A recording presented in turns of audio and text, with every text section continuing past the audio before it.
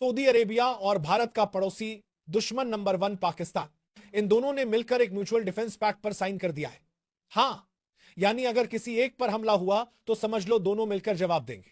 अब सोचिए जरा, अगर भारत ने पाकिस्तान पर सर्जिकल स्ट्राइक किया तो दोस्तों सऊदी भी इसे अपने ऊपर हमला मानेगा और दोनों मिलकर कलेक्टिवली इंडिया को टारगेट कर सकते हैं। वाह, मजा आया ना? यही तो है असली जियोपॉलिटिकल तड़का। दोस्तों ये सिर्फ डिफेंस पैक्ट नहीं है, यह है attack on one means attack on all का फॉर्मूला, और इसमें न्यूक्लियर तक का खेल शामिल है। मतलब अगर सऊदी पर न्यूक्लियर अटैक होता है तो पाकिस्तान का न्यूक्लियर इंफ्रास्ट्रक्चर भी एक्टिव हो सकता है। और अब जरा ट्विस्ट सुनिए, जैसे ही इजराइल ने कतर पर अटैक किया, पूरे इस्लामिक वर्ल्ड में खलबली मच गई, डर और गुस्सा दोनों फैल गया।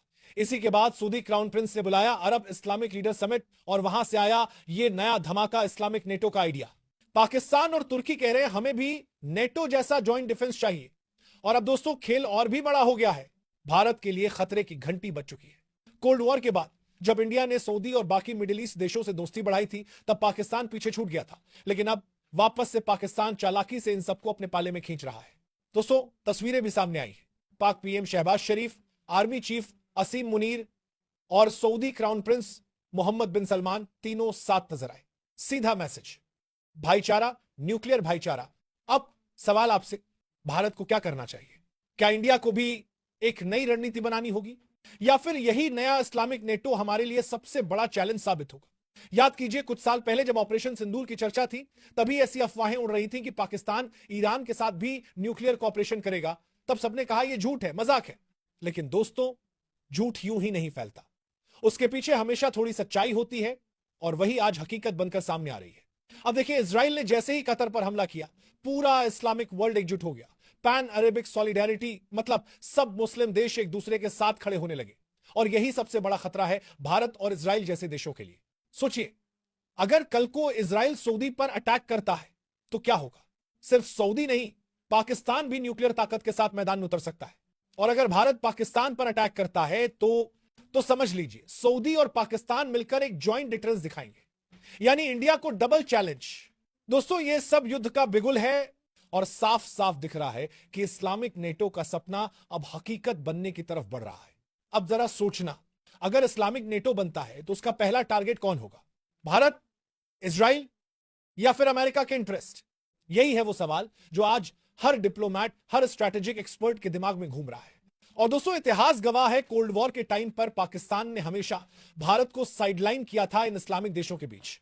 लेकिन अब जब इंडिया ने मिडिल ईस्ट से रिश्ते मजबूत किए, तब जाकर बैलेंस आया। अब पाकिस्तान फिर से उसी बैलेंस को तोड़ने की कोशिश कर रहा है। तो दोस्तों सवाल बड़ा है, क्या इंडिया तैयार है इस नए इस्लामिक गठबंधन का सामना करने के लिए, या फिर भारत को भी अब अपनी स्ट्रैटेजी बदलनी पड़ेगी? दोस्तों जरा आंखें बंद कीजिए और सोचिए, अगर वाकई इस्लामिक नेटो बन गया तो दुनिया का नक्शा कैसा होगा? सबसे पहले मिडिल ईस्ट से लेकर साउथ एशिया तक एक न्यूक्लियर शील्ड तैयार हो जाएगी। पाकिस्तान का न्यूक्लियर, तुर्की का स्ट्रैटेजिक लोकेशन, सऊदी का तेल और पैसा, यह कॉम्बिनेशन अकेले ही अमेरिका, भारत और इजराइल के लिए नाइटमेयर बन सकता है। दूसरा, अब तक भारत मिडिल ईस्ट में अपनी डिप्लोमेसी से जगह बना रहा था, लेकिन इस पैन इस्लामिक सॉलिडेरिटी के बाद भारत का स्पेस सिमट सकता है। मतलब ऑयल डील्स हो, इन्वेस्टमेंट हो या डिफेंस कोऑपरेशन, हर जगह पाकिस्तान घुसकर इंडिया का खेल बिगाड़ने की कोशिश करेगा। तीसरा और सबसे खतरनाक, अगर कभी इजराइल या भारत के खिलाफ कलेक्टिव कॉल टू एक्शन आ गया तो सोचिए, एक साथ कई मुस्लिम देश एक ही प्लेटफॉर्म पर आ जाए। उस वक्त सिर्फ बॉर्डर नहीं बल्कि इंटरनेशनल लेवल पर भी इंडिया को आइसोलेट करने की कोशिश होगी। दोस्तों ये सिर्फ थ्योरी नहीं है। सऊदी अरब ने अभी हाल ही में अरब इस्लामिक समिट होस्ट किया था। वहां खुलेआम पाकिस्तान और तुर्की ने कहा हमें मिलकर एक इस्लामिक नेटो बनाना होगा। तो यह कोई कल्पना नहीं बल्कि धीरे धीरे बनता हुआ सच है। अब सोचिए, अगर इस्लामिक नेटो बना और अमेरिका ने दूरी बना ली तो सीधा फायदा होगा चीन और रूस को, और इंडिया एक ऐसे ट्रैप में फंस सकता है जहां उसे दोनों तरफ से दबाव झेलना पड़ेगा। मतलब साफ है, दुनिया का पावर बैलेंस बदल सकता है और उसका सबसे बड़ा असर होगा भारत और इजराइल पर। अब सवाल उठता है, क्या इंडिया को अभी से एक काउंटर अलायंस तैयार करना चाहिए, जैसे भारत, इजराइल, अमेरिका, जापान और यूरोपियन पार्टनर्स का ब्लॉक, या फिर इंडिया को नॉन अलाइनमेंट 2 का रास्ता चुनना होगा? दोस्तों अब असली सवाल यही है, क्या यह इस्लामिक नेटो सिर्फ कागजात पर रहेगा या आने वाले वक्त में सचमुच एक मिलिट्री मॉन्स्टर बनकर खड़ा हो जाएगा?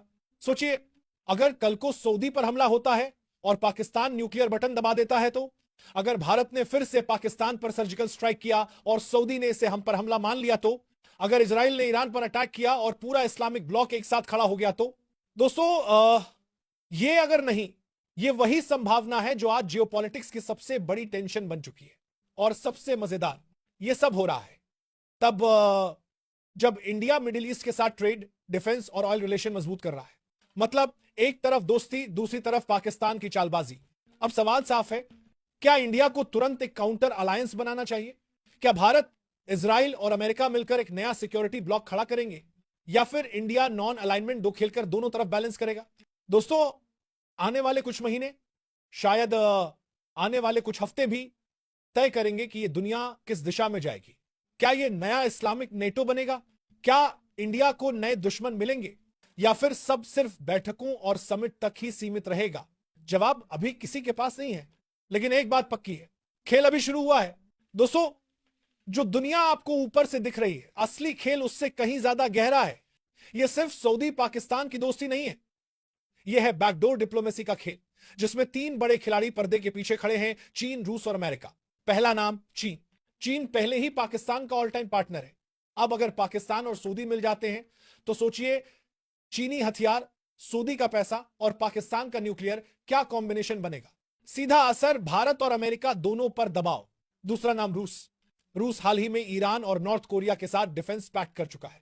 अगर सऊदी पाकिस्तान वाला समझौता रूस से जुड़ गया तो यह बनेगा यूरेशियन इस्लामिक पावर ब्लॉक, मतलब भारत के लिए चारों तरफ से घेराबंदी। तीसरा नाम अमेरिका। दोस्तों अमेरिका अभी तक सऊदी का सबसे बड़ा सुरक्षा गारंटर था, लेकिन अब सऊदी धीरे धीरे वॉशिंगटन से दूरी बना रहा है।